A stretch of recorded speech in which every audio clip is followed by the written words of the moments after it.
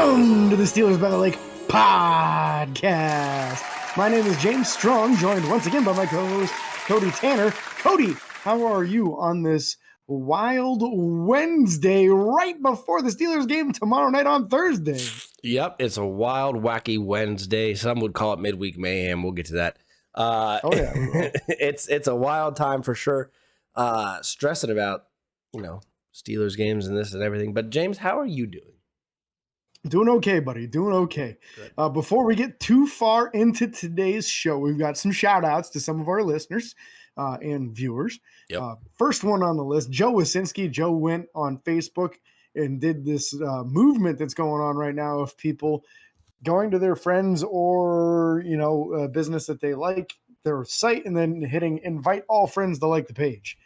Joe did that for us, got us a few new followers. The second person that also did it, maybe you want to do the shout out for them. Yeah, Leah Flanagan, that's my little sweetheart. That's my girlfriend. She actually did the same exact thing that Joe did. And we saw an influx of new Steelers fans and people that are Steelers fans liking and following the page on Facebook. So just kind of growing our community. So we appreciate that. We will always shout you guys out for doing anything that kind of helps us grow, helps us get a footing in this crazy world of podcasts and sports reporting and this and that.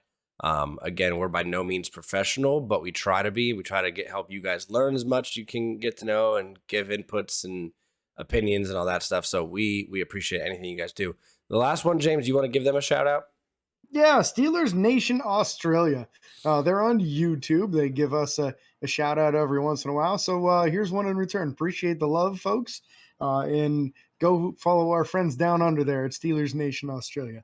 Also, if you're new, because obviously there's a decent number of new Facebook followers going on here, you do have an opportunity to help us out in a different way than your friends Joe and Leah did with a 5-star review on Apple Podcast. That's also a way to get yourself a shout out on the show. So feel free to do so, and we would definitely appreciate it.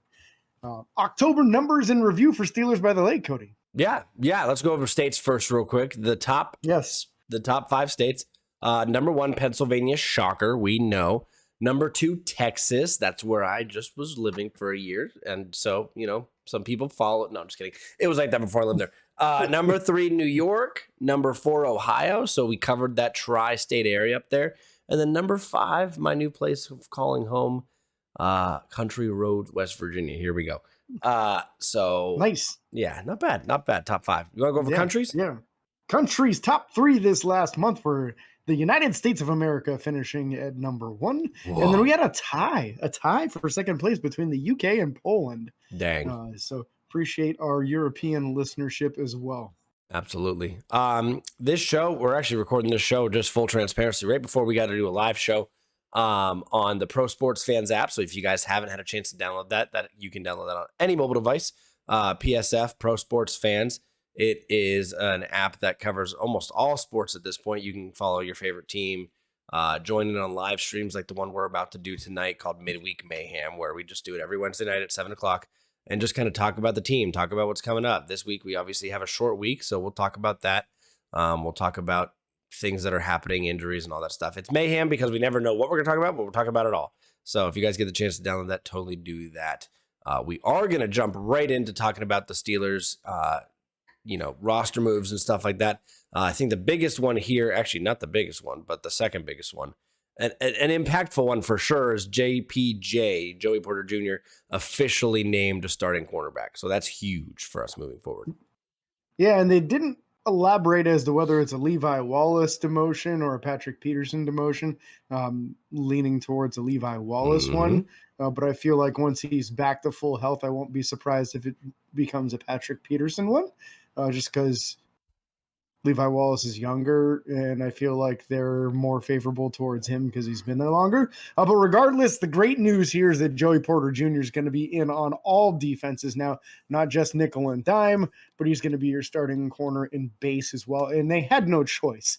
His play is so doggone good. Yep. And honestly, the play of both Levi Wallace and Patrick Peterson has been so poor that you had to get the rookie out there. We've been begging for it for weeks. Basically since week 1, almost been begging for more playing time for Joey Porter Jr. It's his time to shine. So I'm really excited about it. It couldn't come at a better moment too, because honestly, with Minka Fitzpatrick out with this hamstring injury, you really need the corners to step up their play because the safety play is just not going to be the same level as what it was with Minka. Nope. No, it will not, unfortunately. The Steelers also signed safety Jalen Elliott, a name we've seen, to the practice squad, and released outside linebacker David Perales. Yes.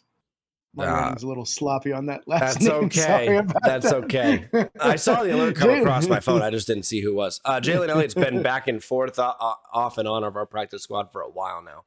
So yeah, and he was on the preseason roster. He played all the preseason games this year, was quite active, had a lot of tackles. Unfortunately, there was a perfect quarterback rating going against him. Every pass attempted in his direction was completed. So maybe not the pass stopping specialist, but he had absolutely no problem coming up and hitting somebody as hard as he possibly could. So if he does end up being called up to play, you would figure him to be on special teams. And that's the attribute you're looking for in special teams, is somebody that's willing to hit and gets people to the ground when he does so. I think it's a great addition to the practice squad. You never know. Maybe you can develop the young man while he's down there. Yeah. The biggest news of all transactions before the game, we were hoping for it for a couple of weeks now. It is finally here. Who's back on the roster from the injured reserve, Cody? Cameron Heyward. Yeah, buddy. And there was much rejoicing. Yeah, much rejoicing. Very, very happy about this moving forward. We can finally hopefully get some real interior pressure on that offensive front of the enemy teams from our defensive front being Cam Heyward. And that'll help the double teams that we're going against Alex Highsmith and TJ Watt. So a lot of benefits to this. I think we'll see an immediate impact as soon as tomorrow if he plays. I'm assuming he will. Yeah, I feel like it's just going to be a lessened load. That's all. 100%. I wouldn't be surprised if he only gets like 30 snaps or so. You don't want to put him right out there into 60 snaps right away, Yeah. But it's the thing is that TJ Watt and Alex Highsmith have been getting the pressure around the edge, but nobody has been pushing the pocket enough in the middle to make quarterbacks pay for it. To crash it. So the idea is that when one of these guys wins on a side, they either have to step up and get into pressure or go to the opposite direction and go into pressure, thus getting an interception or getting a sack from one of these guys. I think sack numbers are going to go through the roof with Cam Heyward there. And it's also going to really help the edge guys, because when Cam wins up the middle, he's got to go somewhere, and he can't go up the middle. He's going to go to an edge one way or the other. And TJ and Alex are just going to eat that up when people are actually running towards them. and it's going to help the secondary, because they're not going to have as much time to, that pocket presence and pocket time is going to collapse faster, hopefully, and therefore cause more turnovers. How many interceptions as we talked about where Cam Heyward had that pressure, or TJ Watt had that pressure that led to that? This is going to help tremendously in the defense front all around. And the defense has still been playing fairly well without it. Yeah. So this is huge. To your point on that real quick, that's something we didn't actually point out on Monday's show that I wanted to, and I was kicking myself for not doing it. On the DeMonte KZ interception, that was Keanu Benton that came running through the middle. He beat his guy. He came up the middle. He forced a quick early throw, and there it was, a throw that was underthrown to the receiver, and KZ had an easy interception in the end zone because of it, all because of good pressure coming up the middle. So incredibly important to get. I want to jump into the injury report for this upcoming week. I'm going to cover the Steelers injuries real quick here. Kenny Pickett with the rib injury, we already knew about that. He was limited both Monday and Tuesday, but a full participant Wednesday, and he says he's playing. I am very happy to hear that. DeMonte KZ, the safety, had a hand injury, was limited on Monday, but a full participant Tuesday and Wednesday. He is going as well. Anthony McFarland, still working his way back, was limited Monday, full Tuesday and Wednesday. He's still technically on the injured reserve, but attempting to come back to the 53-man roster. He didn't get activated, so next week, that's the final week. If he doesn't get activated, then he's gone for the year. So Levi Wallace with the foot injury has been limited all week and is questionable for tomorrow's game. If he was limited all 3 days, my guess is that he's not likely to play again. Nope. Not the end of the world. I think James Pierre played pretty well. Please. Yeah, Joey Porter Jr. looked excellent. Minka Fitzpatrick with his hamstring was a do not participate all week long and is definitely out. And then, as we mentioned with Cameron Hayward, he was a full participant both Tuesday and Wednesday and is officially back on the roster. Woo! That's what we needed. That's what we needed. All right, Tennessee Titans injuries, real quick. We're gonna. Crap. Yeah, it's a big list. It's a big list here. Chris Hubbard, the offensive tackle, is in concussion protocol. Is already listed as out. Anthony Kendall, one of their cornerbacks, has a knee injury. Is unspecified, but did fully participate in Tuesday and Wednesday's practices. Chris Moore's been out with personal reasons. He's more than likely going to play. That's a wide receiver. Quarterback Ryan Tannehill will not be playing with an ankle injury. He's already listed as out. Danico Autry, defensive tackle, was just out with rest. That's just a thing they do for people. The contusion to the birth certificate, if I'm not mistaken. Derrick Henry with an ankle injury is unspecified for the game, but did fully participate today after not practicing completely most of the week. DeAndre Hopkins with a toe injury, limited all week and didn't participate today. So DeAndre Hopkins possibly not playing. Roger McCreary, a cornerback with a hamstring, limited participation all week, listed as out. Jeffrey Simmons, the defensive tackle with an ankle injury, limited participation all week, unspecified. Tyjae Spears, the running back with an ankle injury, full participation the last 2 days, but still unspecified. Mike Brown, ankle injury again, full participation all week. Awkwardly enough, must have done something today because listed as out. Sean Murphy Bunting, another cornerback with a thumb injury, full participation all week, expect him to play. And Josh Weil, the tight end, in concussion protocol, but full participation all week and unspecified game status. So not sure who we're going to see or who we're not going to see out of some of those lists. Again, Chris Hubbard, the offensive tackle, is out. Ryan Tannehill, the quarterback, is out. Roger McCreary, the cornerback, is out. And Mike Brown, the defensive back, is out. So a lot of bangs to their secondary there. And then obviously Ryan Tannehill being out is a big thing. More than likely, I think we're going to see... it's Will Levis. Will Levis is starting. Okay. Yeah. I knew he took over for Malik, so... Yeah. He took over for Malik and he threw for 4 touchdowns last week in his rookie debut. He's not relinquishing that job to Malik Willis anytime soon. But that being said, let's start with their roster. Will Levis was a second or third round pick, I believe, this year. I know he wasn't first. I want to say he was a second round. I'll double check, but I believe he was the second as well. Originally played for the Penn State Nittany Lions, transferred from Penn State to Kentucky to get more playing time. What Will Levis is a big, what was that? First pick in the second round. First pick in the second round. Or excuse me, maybe later in the second round. Round 2, pick 33. Okay, so second might have been pick the 33 in the second round. Yeah. He was the second pick because Joey Porter Jr. was 32 and he was the first pick in the second round. So I should have remembered that. Anyway, Will Levis, a very strong arm, very strong, tall, athletic dude. I don't know who really to comp him to, kind of like a Taysom Hill kind of guy, just not as muscly, but a very, very lean and muscular build. So he's the kind of guy that if they're doing some running stuff with him, he is fully capable of doing so. If he lowers the shoulder on a small linebacker, he's going to run him over. But he is very erratic with his accuracy. When you saw his throws last week, a lot of it was deep bombs to DeAndre Hopkins, where D-Hop had his guy beat by a decent amount, and he just kind of had to get it out there, and D-Hop made it happen. Yep. So expect there to be some erraticness with the throws here. Running back Derrick Henry, we all know about Derrick Henry. He's one of the toughest running backs in the NFL. One of the toughest to bring down, too. So this is going to be a big game for Elandon Roberts. He's our heavy hitter linebacker. He's the one that really step up in this role. Yep. Wide receivers, Treylon Burks and DeAndre Hopkins. We talked about that already with DeAndre Hopkins being a very highly skilled. Treylon Burks, younger wide receiver. I want to say he's a thicker built wide receiver as well, if I remember correctly. Yeah, 6'2", 225. Big boy. Yeah, he was comped to the Niners wide receiver / running back dude. That was the comp on him coming out. Tight ends, Chigoziem Okonkwo and Trayvon Wesco. They're both listed as starting tight ends. Chigoziem more of the move tight end. Trayvon Wesco more of the blocking tight end. Nicholas Petit-Frere at left tackle. Peter Skoronski at left guard. You might have remembered his name from this last NFL draft. as one of the top tackle prospects. A lot of people said he needed to play guard due to his lack of arm length. That's exactly what he's doing. He's playing guard. Yep. Center Aaron Brewer, right guard Daniel Brunskill, and right tackle Chris Hubbard. He was the one on the injured list. Was he out? Yes. Or was he questionable? No, he's out.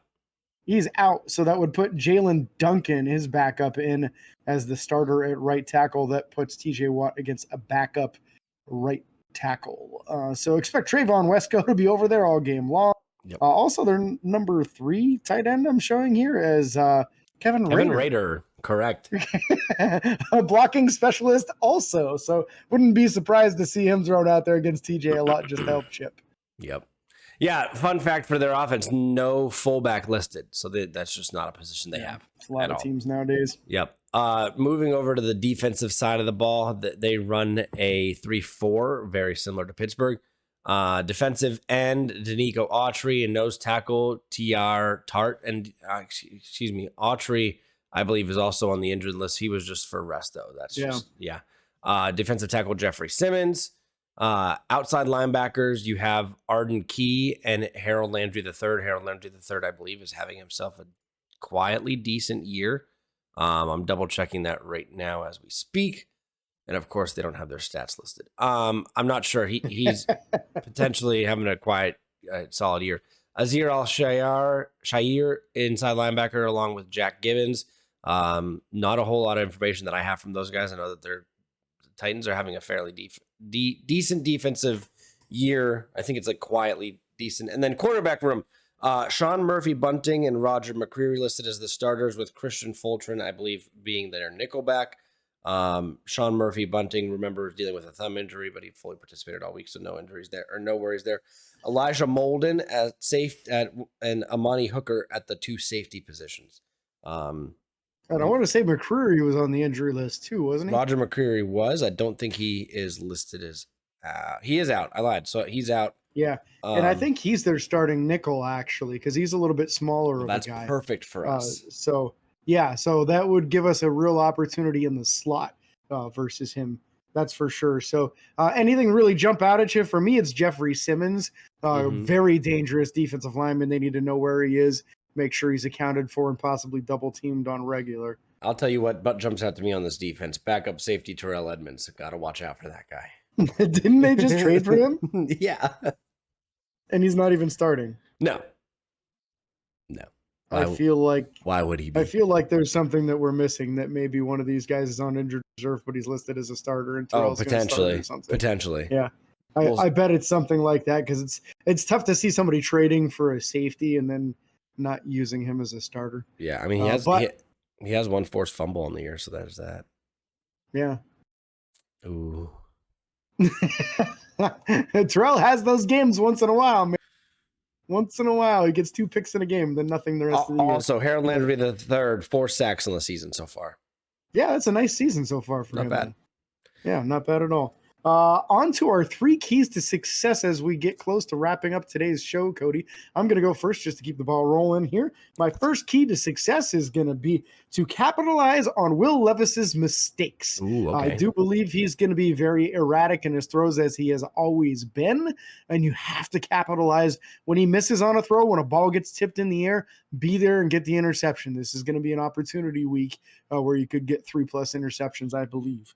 Number 2, dominant on the D-line. Now that we have Cam Hayward back and Larry Ogunjobi and a rising star in Keanu Benton, there's 3 guys right there that have the ability to dominate on that defensive line. And I'm just going to lump in our outside linebackers with this as well. We're getting more and more contribution from Nick Herbig lately. TJ Watt and Alex Highsmith both getting in the sack column again last week. So let's see a dominant performance from this defensive front. My third and final one, involve the dang tight ends. Fair. Like, use them. Please throw the ball to the tight ends, and not just Connor Hayward, because it kind of doesn't count because he's only 5'11". Let me see Darnell Washington. Let me see Rodney Williams. And let me see him over the middle of the field, because they will move the sticks for you and they will make some things happen. Yep. Yeah, great 3 keys to success. I agree with all of them. I'm going to go over mine real quick. James, number 1, you're going to hate this: win the turnover battle. It's back. It's back, baby. It's back because when you do that, you win games for the most part, except for when you're the Pittsburgh Steelers. And we can fix that this week by number 2, sustaining drives, James. 45% of our first possessions end in a 3 and out, which is just wild to me as an NFL team, operating team. It's just insane. And then number 3. Yeah, go ahead. 400-yard game. What? For the first time in how many years? In 54 or 55 games, my friend. Something stupid like that. Jesus. Yeah, that's a long time. It might be 30-something games. I might have just really made that a higher number. I know it's all of Matt Canada's tenure plus some. Yeah. It's been a while. So yeah, first 400-yard game. That's why I said 4. Number 3, a 400-yard game. We need to see it. We need it. The benefit of those sustained drives is your defense will be fresh. The defense has been doing its job as it is. That's why none of my goals required the defense to do anything other than what they've been doing. That's just where we're at. So again, those are my 3 keys to success. If you guys have your 3 keys, if you send them in before the game, we'll happily talk about them and how they impacted the game. I'm not going to have you send a message after Pittsburgh gets 6 sacks in the game and say, my key to success was they get 6 sacks. Well, you watched it happen and then you told me. So if you guys send those in, we'll talk about them if they were advantageous at all with us in this game. That's going to wrap up this show. Again, thank you guys so much for listening and watching. Be sure to like and follow on Facebook, Twitter, Instagram, TikTok, and YouTube. Subscribe and ring the bell. Don't forget to download the PSF app. We'll be live over there in just a few seconds. And until next time, this is your host, James and Cody, signing off. Peace.